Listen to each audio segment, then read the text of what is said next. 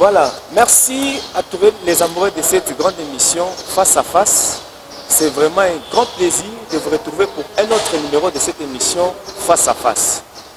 Alors, vous l'avez beaucoup réclamé dans cette émission Face à Face. Aujourd'hui, nous avons eu l'honneur, bien sûr, nous allons recevoir pour vous, bien sûr, l'apôtre Joseph Kalala de l'église Vie Nouvelle. La plupart des pasteurs l'appellent Dadi, les autres l'appellent la lampe de la ville. Vous avez beaucoup de noms que vous lui avez déjà, bien sûr, surnommés. Alors, vous nous avez demandé de lui poser beaucoup de questions. Lui, en tant que la lampe, en tant que le Dadi de plusieurs pasteurs de la ville, il va bien sûr s'exprimer. Est-ce qu'un pasteur peut faire la politique? Aujourd'hui, nous allons découvrir tout ça avec l'apôtre Joseph Kalala, qui est le papa, bien sûr, de plusieurs pasteurs de la ville de Kasumbalesa, pour aller loin, du territoire même de Sakanya. Alors, sans plus tarder, pasteur apôtre Kalala, salut, bonjour, bienvenue dans Face à Face. Bonjour, Denis. La santé, ça va, Dadi? Très bien. Nous sommes honorés de vous recevoir aujourd'hui. Merci, moi aussi je suis très content. Voilà, merci. Alors, nous allons parler de vous avant d'entrer en profondeur avec autre chose. Il y a beaucoup d'histoires qui se rencontrent sur vous. Vous avez commencé avec Bishop Kongolo, vous avez commencé à... Aujourd'hui, c'est vous-même qui allez nous expliquer tout ça. Une petite histoire.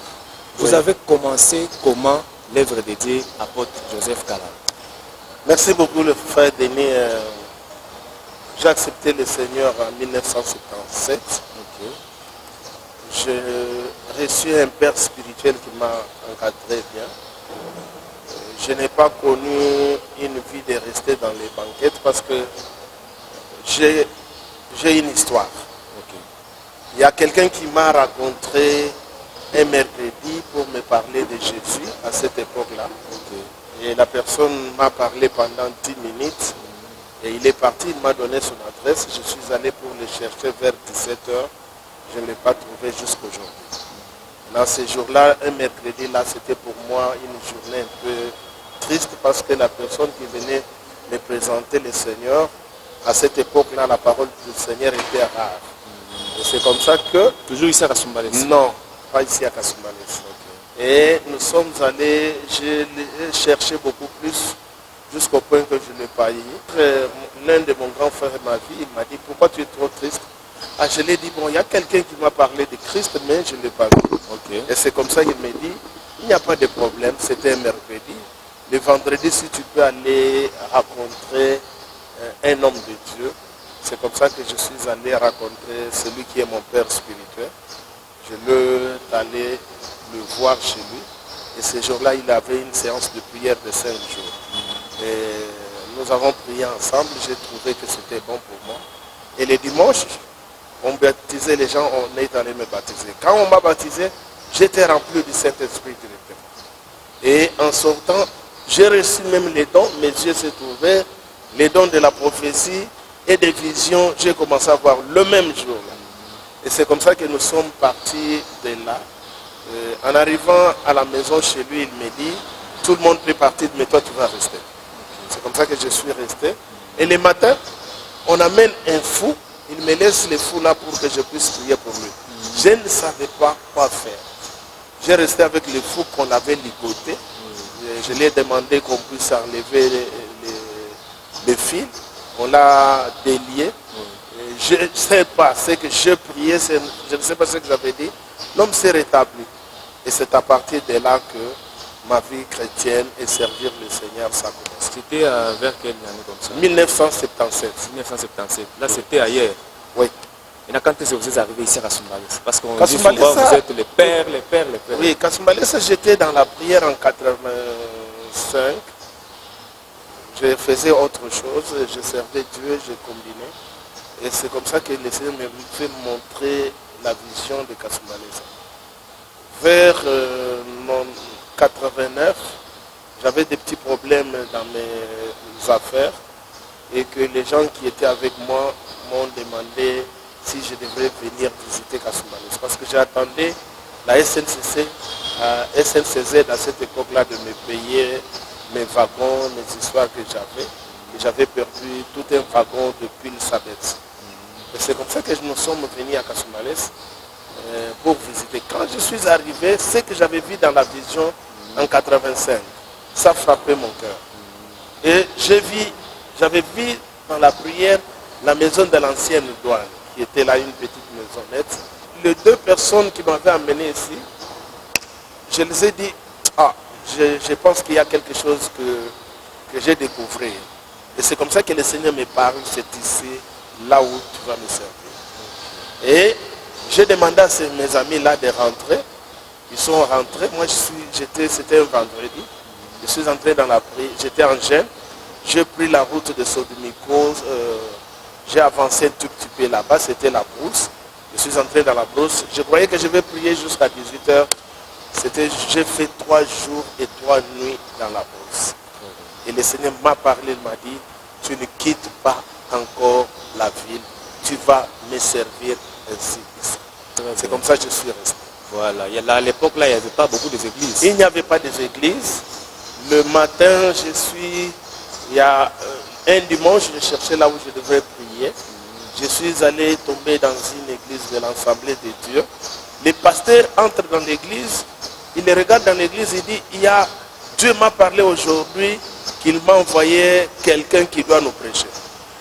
Maintenant, moi j'étais au fond de l'église, les pasteurs regardent dans l'église, c'était une petite église qui est du côté Pompage ici. Ils me regardent, ils me disent, c'est toi que je vis dans les songes. Wow. Et c'est toi qui vas nous prêcher. Je lui ai dit, non, pasteur, ce n'est pas moi. Il dit, non, c'est toi qui vas nous prêcher. Brusquement. Et c'est comme ça que j'ai parlé pendant 30 minutes et c'était fini. Très bien. Oui, voilà. Merci en tout cas, vous avez une belle histoire. Nous allons bien sûr les découvrir comme ça. Aujourd'hui, c'est la toute première fois que nous sommes en train de recevoir l'apôtre Joseph Kalala. Nous allons lui laisser beaucoup de temps de s'exprimer parce qu'il y a beaucoup de sujets à parler avec vous. Avec lui, bien sûr. Comme c'est la toute première fois, il doit beaucoup s'exprimer, bien sûr. Avec vous, nous allons prendre aujourd'hui les grands points, c'est-à-dire les grandes lignes des serviteurs de Dieu. Déjà, une autre question. Oui. Selon vous, qui est d'abord un pasteur? Le pasteur, c'était un appelé de Dieu. Celui qui a reçu l'appel. Il est parmi les 5 ministères que l'Éphésiens nous parlent. C'est un berger d'un troupeau. Et un homme de Dieu qui est appelé par Dieu, qui a reçu l'appel. Il y a 5 ministères. Il y a le prophète, il y a l'apôtre, il y a le docteur, il y a le prophète, il y a l'évangéliste, il y a le pasteur. Dans les 5 ministères, chacun a reçu la grâce selon l'appel qu'il a reçu de la part de Dieu. Mais un pasteur, c'est celui qui a reçu l'appel, une mission de s'occuper de la bergerie. Et que aussi, vous pouvez être un évangéliste, mais tu as la grâce de la bergerie. Tu peux être un docteur, mais Dieu vous a donné la grâce de gérer l'église. Et tu peux être un apôtre, Dieu peut vous donner cette grâce. Tous ceux qui dirigent l'église et qui dirigent le troupeau de Dieu, on les appelle pasteurs, selon dans les mots bibliques et selon les dons et les ministères qu'ils ont reçus. Très bien. En tout cas, il y a beaucoup de questions sur ce dossier. Est-ce qu'il y a des conditions, selon la Bible, pour être un pasteur? C'est-à-dire, vous devez être encadré, vous devez passer au pied de quelqu'un avant d'être pasteur? Vous ne pouvez pas exercer le ministère sans passer. Il n'y a pas aucun enfant qui peut venir dans le monde sans le parent. Wow. Vous ne pouvez pas, d'emblèment, vous ne pouvez pas paraître et tu es déjà un homme sur la terre sans passer par le parent. Toute personne doit passer par, il doit être engendré spirituellement. Parce que la parole de Dieu est là pour le pasteur ou l'homme de Dieu. Il a la mission d'évangéliser les âmes. Et quand vous êtes déjà, on vous a évangélisé, vous avez accepté le Seigneur, la première chose que vous devez rester au pied de quelqu'un qui vous a gagné comme votre responsable. Et il y a une maison de Dieu là où vous pouvez être gagné par un évangéliste en passant par un frère de l'église ou une sœur de l'église. Mais il doit vous amener dans une bergerie, là où vous devez être nourri avec la parole de Dieu, être protégé, être encadré par le pasteur.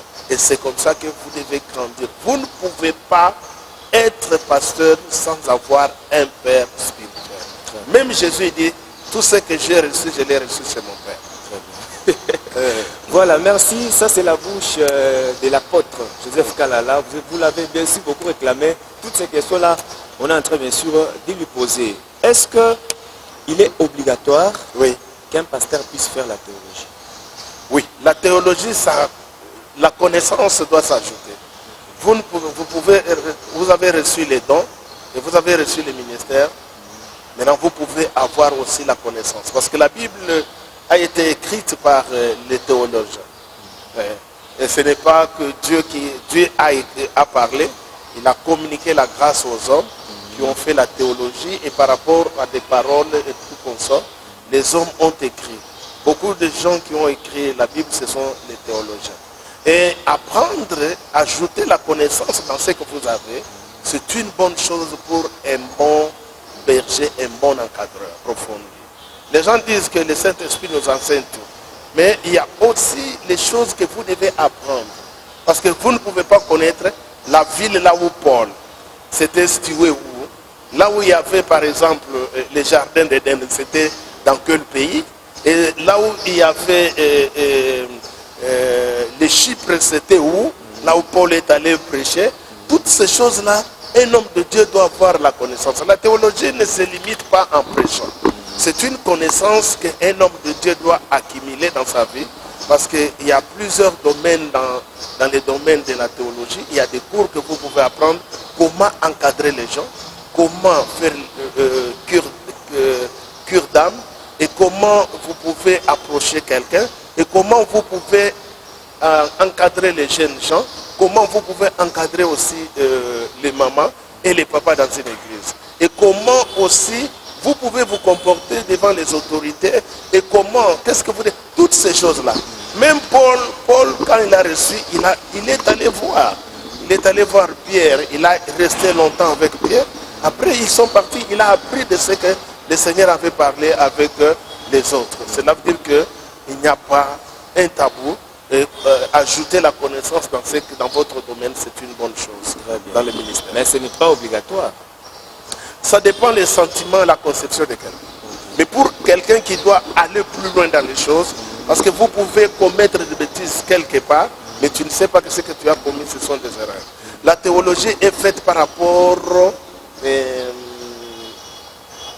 à une communauté ou par rapport à une conception, par exemple, des gens qui ont médité sur quelques versets bibliques les plus importants de la Bible. Ils ont construit une pensée. Il peut faire une école biblique qu'il peut apprendre aussi les autres. Je pense que c'est une bonne chose. Très bien, merci beaucoup. Autre question, nous vous posons aujourd'hui les questions de la population. Oui. Une autre question qu'on m'a demandé de vous poser, est-ce qu'un pasteur peut faire n'importe quel travail? Un pasteur, est-ce qu'il peut faire n'importe quel travail? Pourquoi cette question? Est-ce qu'il aura le temps de se concentrer sur l'église? Est-ce qu'il aura le temps de visiter ses fidèles? Alors, vous, en tant que la bouche autorisée, est-ce qu'un pasteur peut faire n'importe quel travail? Écoutez-moi, frère Denis. Il y a certaines personnes qui ont reçu Jésus, il avait déjà un métier. Il avait déjà un travail. Il avait déjà une responsabilité. Les pasteurs, parfois, il peut être un avocat. Nous avons dans notre communauté des pasteurs qui sont des procureurs. Nous avons des pasteurs qui sont des magistrats. Et que nous avons des militaires, des commandants qui dirigent certaines villes. Et qu'est-ce qui se passe? Selon l'appel de quelqu'un, de la manière qu'il a reçu, il ne peut pas être obligé d'abandonner ce qu'il faisait parce qu'il a reçu un appel de Dieu. Ces derniers temps, j'ai regardé le président de la Cour constitutionnelle comme un pasteur. Il est pasteur. Il a été appelé, mais il a reçu la responsabilité d'être président de la Cour constitutionnelle après. Mais il a reçu son appel avant qu'il puisse être ce qu'il est là. Voilà. Ce n'est pas difficile d'abandonner. Je crois que dans la Bible, il y a des hommes qui ont dirigé, qui a été appelé par Dieu. Joseph, il était le premier ministre, il a dirigé l'Égypte pendant plusieurs années. Il n'y a rien de mal et que le problème c'est l'organisation que les pasteurs peuvent avoir avec son église. Très bien. Voilà, merci. Je pense que vous avez... On peut faire la politique. Ouais. Un pasteur peut faire la politique. Non, on va y arriver. Ne vous en faites pas, on va y arriver. Oui. Alors, une autre question que je voulais vous poser. Vous êtes, on aurait appris que vous êtes bien sûr le président de tous les pasteurs. C'est ça? Oui. C'est ça? Ok. Je suis le responsable de l'IPK. Oui, des pasteurs. Pas un groupe. Je suis le responsable de l'IPK. L'IPK, c'est l'Union des pasteurs de Kasumbalès. Nous avons dit que tous les hommes de Dieu qui vivent dans la ville de Kasumbalès sont appelés les hommes de Dieu de Kasumbalès. Et tous les hommes de Dieu, nous avons reçu une mission pour mettre tous les hommes de Dieu, quelle que soit leur confession. Nous avons fait que le problème des pasteurs, les difficultés, nous n'avons pas commencé l'IPK aujourd'hui, c'est depuis 1994, vu les difficultés qui s'est passées dans la ville et que les hommes de Dieu étaient dispersés, il y avait beaucoup de problèmes qui étaient dans la ville à cette époque-là. Et on s'est mis ensemble avec les hommes de Dieu de cette époque. Je leur ai communiqué la vision. Ils ont compris que c'était nécessaire pour que nous soyons ensemble. Et c'est comme ça que nous avons mis les pasteurs ensemble. Et à partir de 1994 jusqu'à aujourd'hui, et je crois que quand les hommes de Dieu sont ensemble, même le problème devient moins. Il n'y a pas beaucoup de problèmes. Vous comprenez?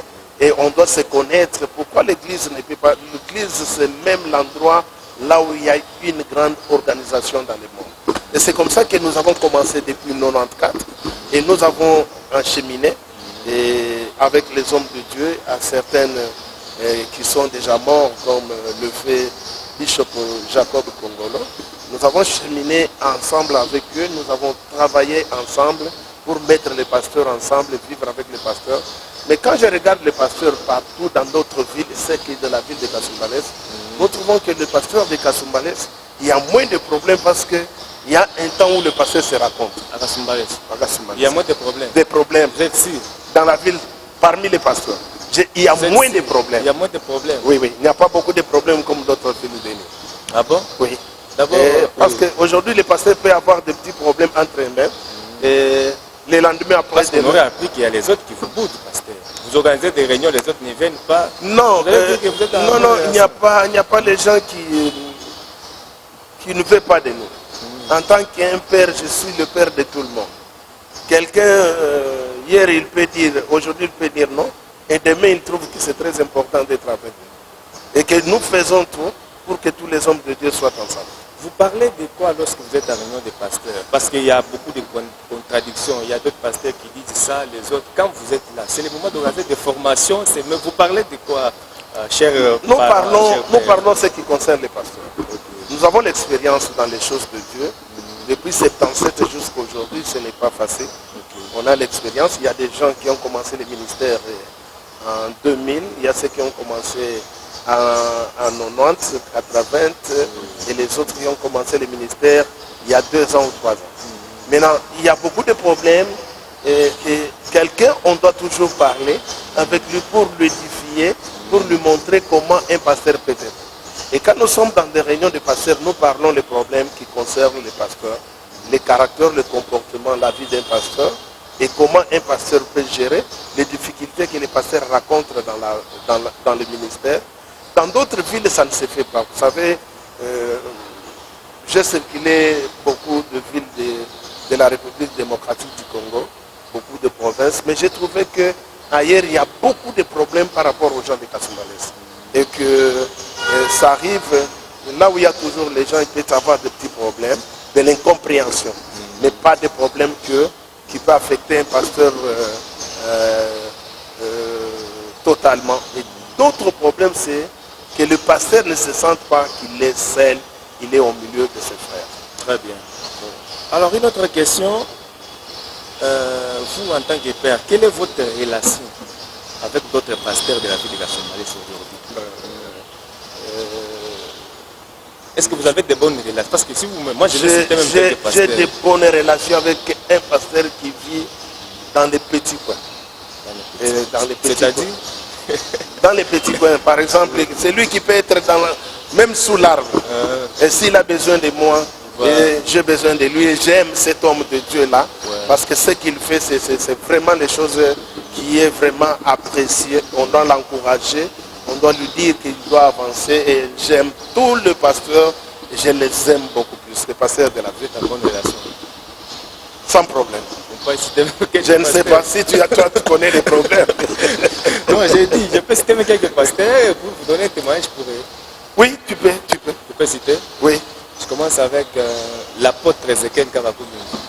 Oh, mais ça, tous, ce sont des enfants. Et tous les hommes de Dieu, nous sommes bien avec eux. D'ailleurs, il n'y a pas de problème. Avec Tout le monde. le pasteur Paille Flamme. Tout le monde. Non, il ne faut pas répondre tout le monde. L'apôtre. Allons-y, Je suis bien avec tout le monde. Je cite un pasteur. Je suis bien avec Ézéchiel, je suis bien avec Paille, je suis bien avec un pasteur qui Jean est... Katamba, l'église des robots. Je n'ai pas de problème. Participativement, c'est comme si vous Non, voulez non. inviter les autres. Bon, Bon, les gens quels sont... Non, Denis, écoutez-moi. Quels sont les problèmes? Oui. Écoutez-moi, quand vous êtes les responsables d'un département, ou les responsables des pasteurs, automatiquement, vous devez vous faire les amis. Et je crois que le pasteur, avoir la distance avec les hommes de Dieu, c'est vraiment pour moi quelque chose qui me fait mal. Et de temps en temps que je dois faire mieux pour respecter hommes de Dieu. Tous les pasteurs de la ville, toutes. Ne parle pas toujours des pasteurs, il y a des servantes de Dieu. Il y a aussi des femmes qui dirigent les églises dans cette ville. Et il y a des jeunes gens, il y a des gens qui sont nos petits-fils dans le ministère.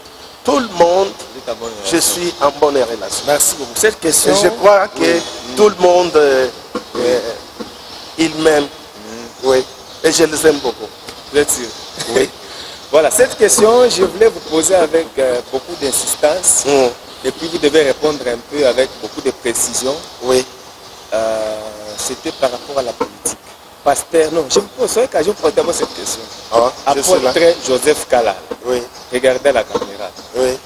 Est-ce qu'un pasteur peut faire la politique? Là, je vous laisse même vous La politique, c'est une vocation. Ok. Et que si quelqu'un a été appelé par Dieu, mais il a senti qu'il a... Non, on commence d'abord par oui ou non. Oui, il peut faire, maintenant vous avancez. Est-ce qu'un pasteur peut faire la politique? Je crois que les pasteurs peuvent faire la politique. Parce que dans la Bible, il y a des hommes de Dieu qui ont dirigé. Tout le monde qui ont été appelés les rois, ce sont des hommes de Dieu qui étaient appelés par Dieu. David, il a été appelé roi. Et David était aussi le prophète. Et David a dirigé Israël. Et que c'était un homme d'État que la Bible parle et que nous prêchons tous les jours. Je crois que diriger avec l'Esprit de Dieu, c'est une bonne chose. Deuxièmement, que ça dépend de la vocation de chaque personne. Et il y a des gens qui ont été appelés, mais ils ont les ambitions de devenir. Daniel, comme je le disais au début, il y a Joseph qui a dirigé comme Premier ministre en Égypte. Je trouve que si quelqu'un il a une vocation de ce côté-là, il peut le faire. Mais si, moi je trouve que de mon côté, que je n'ai pas cette vocation-là, je reste dans ce que je fais, je suis constant dans ce que je fais, je suis très content dans ce que je fais, je ne trouve pas le mal. La politique n'est pas toujours un art de mensonge comme on le dit. Mais la politique, c'est l'art de diriger les gens. Et que vous pouvez coordonner, vous pouvez être un bon dirigeant de demain qui peut être. Vous savez, Denis, dans les années 93-94, et nous sommes partis dans une conférence en Zambie pour la première fois de rencontrer un président de la République qui a passé dans la conférence, c'est lui qui était le premier orateur. Et dans cette conférence, il y avait Bonke, il y avait Peter Piterius, il y avait Ben In, il y avait Nevas Mumba, il y avait beaucoup des hommes de Dieu. Et la conférence s'est passée sur Mulungush, dans une salle de Mulungush. Mais l'organisateur qui était le pasteur Nevas Mumba à cette époque-là, c'était un Zambien, il dit que nous aurons le premier orateur qui va nous parler. Et le premier orateur entre, on trouve le président de la République entre chez nous. Et on lui donne la parole. Nous, on croyait qu'il va nous parler de la politique. C'est pour la première fois de voir un président de la République passe dans la chair. Et il a prêché pendant 1h30. Et quand il a prêché, nous avons senti la parole de Dieu. Quand nous sommes retirés pour rentrer dans nous sommes allés à l'hôtel là où nous étions logés. Et nous, tous les Aïrois qui étaient partis avec nous, ont pleuré ces jours-là. Ils ont dit, Seigneur, pourquoi tu nous as fait cette grâce d'avoir aussi un président qui connaît Dieu? Vous comprenez? Et que je crois qu'il a dirigé dans son temps, il a été serviteur de Dieu, il a servi le Seigneur. Moi, je trouve bien que si demain on peut trouver un gouverneur pasteur, le lendemain tel, tous les hommes de Dieu, quel que soit qu'ils ne soient pas pasteurs, mais qu'ils soient enfants de Dieu, c'est ce qui est bon. Donc s'il est né de nouveau enfant de Dieu, c'est une bonne chose. La politique. Oui, il est libre, c'est sa vocation. Merci beaucoup. Oui, je n'interdis rien. Voilà, nous avons des églises, nous devons avoir dans des églises. Vous savez, il y a un problème que le monde est en train de courir bientôt. Dans tous les pays occidentaux, il y a des problèmes. On apprend les enfants l'homosexualité à l'école. Et qu'il y a la loi qui a été déjà promulguée, que les gens ont déjà voté dans d'autres pays, que l'homosexualité est là, la transsexuelle sont acceptées. Et c'est quoi? La transsexuelle, c'est un homme comme tu es là. Le lendemain, nous attendons que tu puisses épouser une femme, mais tu arrives devant tes parents, on t'a déjà déformé le corps, tu es devenu une femme. Vous comprenez? Et ça, c'est le mal, l'immoralité dans le monde. Le deuxième point, c'est de trouver l'homosexualité qui est en train de battre. Dans d'autres pays, on est en train de promouvoir cela. Mais si nous avons les hommes de Dieu, les chrétiens, les enfants de Dieu, nés de nouveau dans le Parlement, je crois que de telles lois ne peuvent pas passer chez nous. Très bien. Voilà, merci beaucoup. Nous sommes déjà presque à la fin. Il y a une question que je voulais oublier, c'est votre appel. Vous travaillez sur quoi? Parce qu'on appelle... Je suis un apôtre. Okay. Je suis appelé pour bâtir l'église. Okay. Nous avons reçu une mission dans le livre de 2 Corinthiens chapitre 5, le verset 17. Et si quelqu'un est en Christ, il devient une nouvelle créature. Hein? Et voici toutes choses anciennes sont déjà passées, toutes choses sont devenues nouvelles. Et nous avons la mission de transformer l'homme intérieur, aussi amener pour bâtir l'homme, pour qu'il y ait l'homme puisse découvrir ses valeurs sur lesquelles Dieu l'a envoyé sur la terre, et qu'il soit une nouvelle créature, et qu'il aussi avoir des valeurs qui peut valoriser l'homme pour être en communion avec son prochain et être avec son Dieu. Nous avons cette mission-là, c'est ce que nous avons là dans le monde entier, là où il y a notre église. Très bien. Voilà, merci. On est arrivé à la fin de notre mission avec l'apôtre Joseph Kalala. Le temps nous fait défaut. Il y a beaucoup de sujets, ce n'est pas la dernière émission. Il y a beaucoup de sujets qui sont restés. C'est quoi le Saint-Esprit? Quand est-ce qu'on reçoit le Saint-Esprit? C'est quoi les baptêmes? Il y a beaucoup de sujets qui sont restés. Et nous allons commencer à les décortiquer petit à petit avec l'apôtre Joseph Kalala. Alors, la dernière question que je vais vous poser, c'est seulement avec précision. Oui. Vrai ou faux, vous avez dit qu'un pasteur peut faire la politique? Oui. Vrai ou faux, vous avez confirmé qu'un pasteur peut faire la politique? Selon sa vocation. Non, vrai ou faux, vous avez dit? Moi, j'ai dit vrai, il peut faire. Merci beaucoup, c'était un plaisir de vous recevoir. Merci beaucoup, Denis. Ouais. Nous croyons que, selon la réaction de la population, des chrétiens, des enfants de Dieu, nous sommes là pour eux. C'est que je souhaite une fête de Pâques à tous les enfants de Dieu et qu'ils continuent à demeurer dans le Seigneur. Il y a beaucoup de sujets à parler ensemble avec toi qui peut édifier aussi les autres. Et nous dépendons aussi des réactions des uns et des autres. Et je crois qu'on n'a pas tout parlé aujourd'hui. Il y aura beaucoup de sujets qu'on doit partager avec toi. Je réponds à tes sujets par rapport à ce que vous m'avez amené. Très bien. Vous allez saluer pour moi 5 pasteurs et puis on termine. 5 pasteurs. Non, pas 5 pasteurs. Je salue tous les pasteurs. L'amen. Merci beaucoup. Vous saluez? Je salue tous les pasteurs, tous les hommes de Dieu. Je vous aime beaucoup plus. Voilà. Et toutes les servantes de la ville, je vous aime beaucoup plus. Vous êtes un bon père. Merci, on vous retrouve très prochainement. Ciao.